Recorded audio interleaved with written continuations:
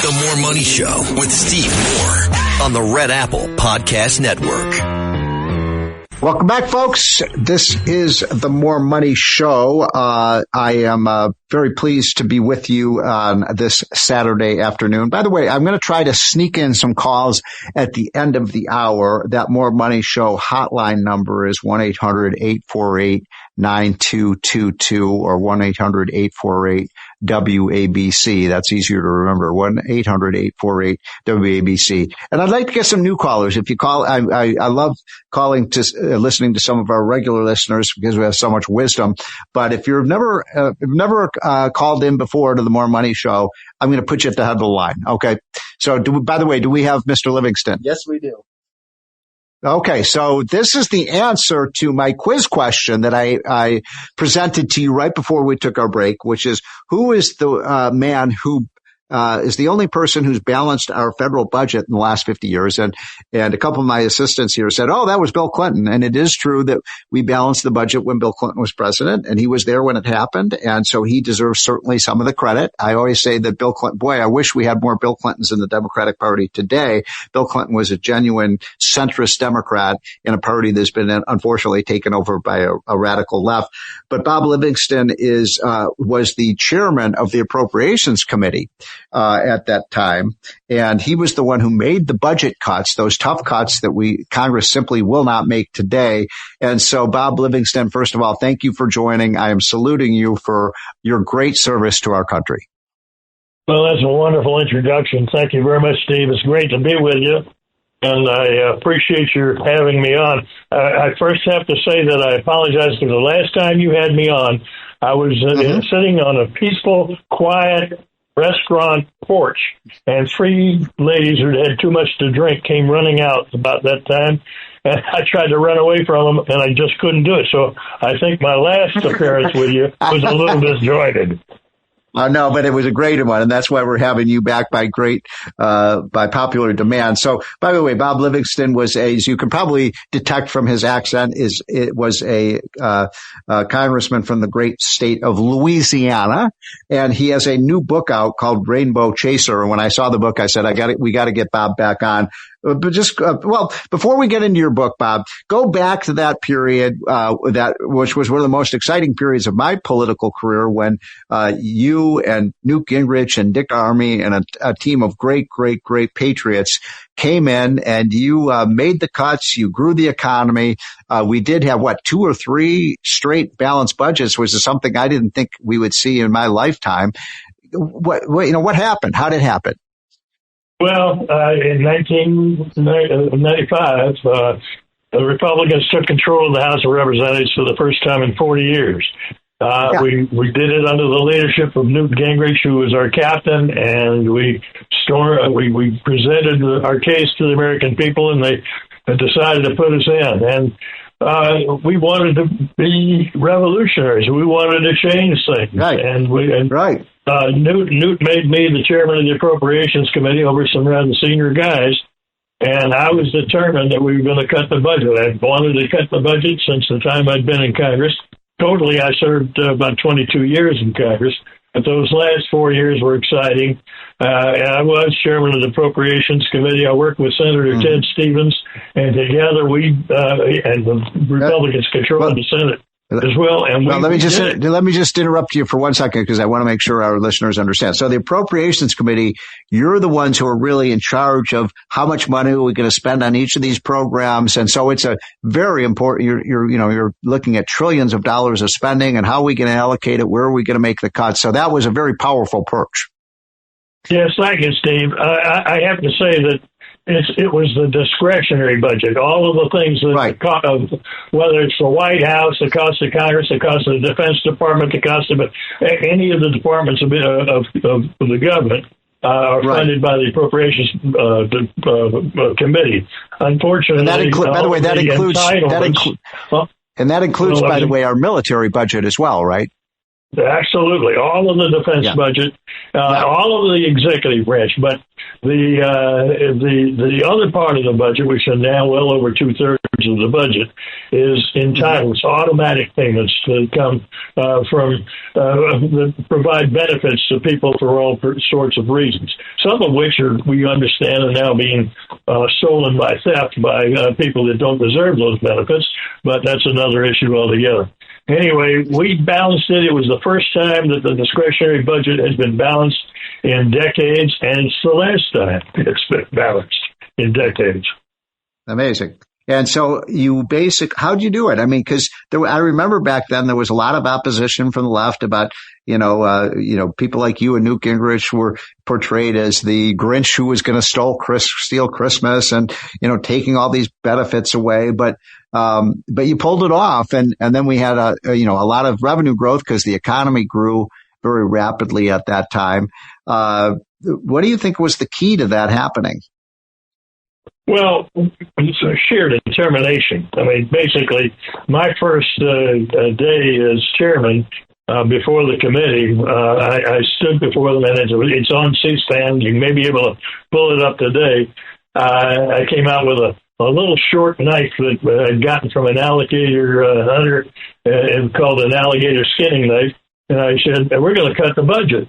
And I said, if that's not enough, I pulled out a Bowie knife out of a bag and showed it to the committee. I said, then we're going to use a bigger knife. And I said, if that's not enough, I pulled out a machete and waved that around. And they understood I was serious. Well, maybe that's how Malay in Argentina got the idea of the chainsaw.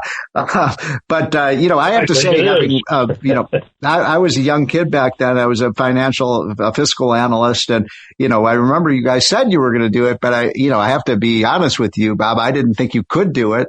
And it was really an amazing thing. And by the way, one of the most important things about that era is you remember this. I mean, my gosh, a lot of the opponents were, oh, my God, people are going to starve in the street and orphanages are going to close down, and it's going to be the most that we're going to have all this pollution, and none of the negative things that they said would happen happened. No, they never did happen, and it's the same thing with when Elon Musk came up with his Doge idea. They just this last year. You can do it because there's so much fat in the U.S. budget. We spend far too much money on unnecessary, duplicative, and awful programs. But then on top of it, there's the theft, and we're seeing more examples of that, like in Minnesota and California. So yes. We really, even after Doge, we need to make a lot of cuts because this country is, frankly, in terrible shape. We're running out of money. And, of course, with our ongoing war right now, it's all the more important. So, great point. I was going to ask you about that, Bob, about, I am so angry about some of these audits are finding massive amounts of fraud, in Minnesota, in New York, and California. And one of the things I find really, problematic with the way we do our budget, especially now, these are more some of the what we call the entitlement programs, but we're almost, and correct me if I'm wrong, because you are the expert on the budget, but as I see it, we're almost rewarding states for wasting money because the more money they waste, the more money Washington sends to them. Well, it's built into the system, and unfortunately, Congress has been asleep at the wheel too. We were on the Appropriations Committee. We did our job, and we did bear the discretionary budget. But it grew back. 9/11, frankly, it just exploded the budget after I left. And that with our wars in Iraq and Afghanistan and everywhere else, the budget just went out of kilter.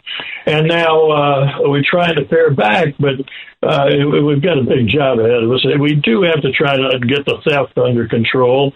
But I think, frankly, the whole country needs to come to some sort of reckoning, because if we don't, those people that are on Social Security and on Medicare and Medicaid and other programs on which they really depend may find that the programs are going to have to be trimmed back because we don't have the money.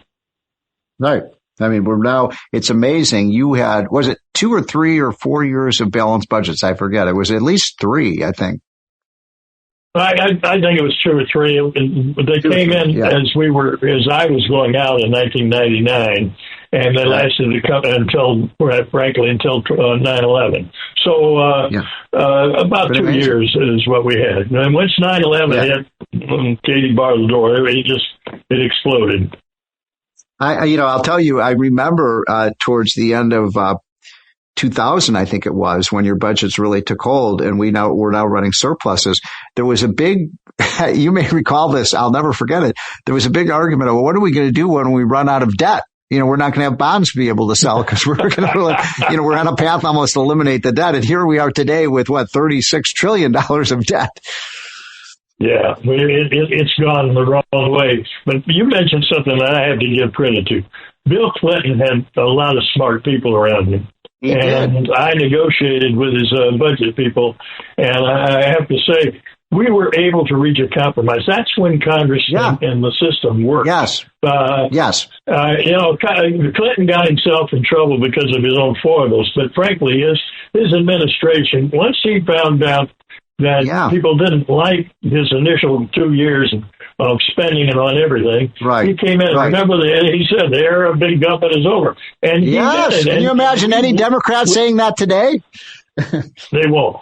They won't. Yeah. No. So I got to give Bill Clinton a lot of credit for having a good last 6 years of his administration, and we honed in there and were able to work with him, and we made government work the way it was supposed to work. You really did. And by the way, I'm so glad you brought that up about Bill Clinton because, one of the guys who is one of the few Democrats who seems to making any sense these days is Rahm Emanuel. I don't know if you knew Rahm at all, but, he's saying, he's going on CNN and Fox News and saying, hey, the Democratic Party has moved way too far to the left. And I think he's right. Oh, I think he's right. And I did know Rahm, and I think that he was mayor of Chicago, and he's a good mayor. I'm from Chicago. He was a good mayor. He's not a crazy liberal Democrat. He's not part of the squad and all part of these really wacko leftists.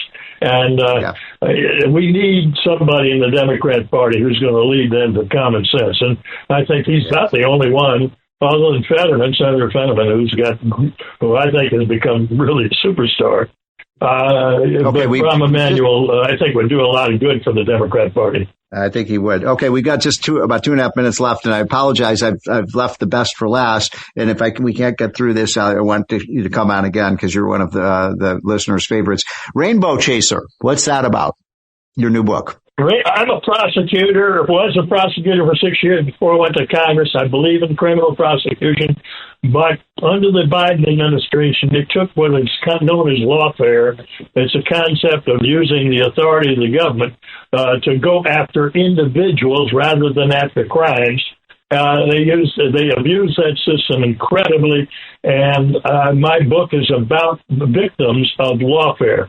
I know a little bit about it because I was a prosecutor and I was a victim. I was a victim. Yes. They came at me and I beat them, but there are a hell of a lot of people like Jeff Fortenberry, congressman from Nebraska, General Mike Flynn, Governor Bob McDonnell.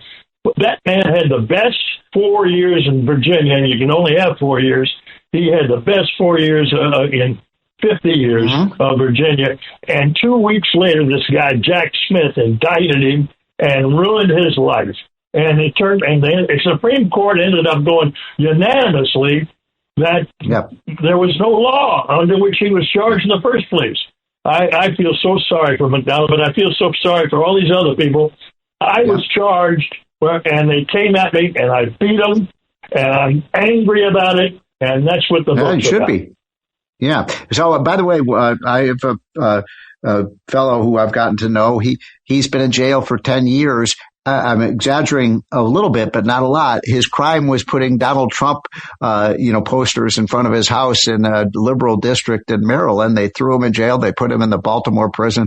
They made up charges against him. I think our justice system really there's huge flaws with it. And there are I'm all for getting tough on crime, but we're putting people in jail for non-offenses we've turned politics into a game where if you lose, you end up in prison, and it's just awful.